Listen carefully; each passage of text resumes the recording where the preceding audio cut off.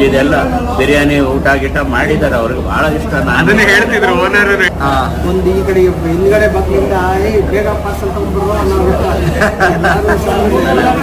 ಸಾರು ಎಲ್ಲ ನಾನು ಅವಾಗ ಚಿಕ್ಕ ಹುಡುಗ ಬಾಲಕೃಷ್ಣ ಸಾರು ಏನು ಮಾಡೋದು, ಒಬ್ರು ಆಟೋದವ್ರು ಕರ್ಕೊಂಡು ಸಾರು ಬಂದು ಇಟ್ಕೊಂಡು ಸೀದಾ ರೆಡಿ ಮೇಲೆ ಬಂದ್ರು ಅಂದ್ರೆ ಚಡ್ಡಿ ಬೇಗ ರೆಡಿ ಮಾಡೋ ರೂಮ್ ನಮ್ಗೆ ಅಂತ. ಅವಾಗೆಲ್ಲ ನೆಲದಲ್ಲಿ ಊಟ ಸರ್, ನೆಲದಲ್ಲಿ ಚಾಪೆ ಊಟ, ಚಾಪೆ ಎಲ್ಲ ready.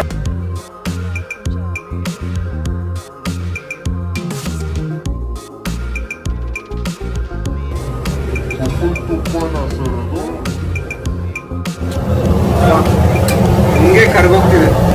So biryani is ready guys. ನಮಗೆ ಅನ್ನಕ್ಕೆ ಅಂಟ್ಕೊಂತಿದೆ ಮೆತ್ತ.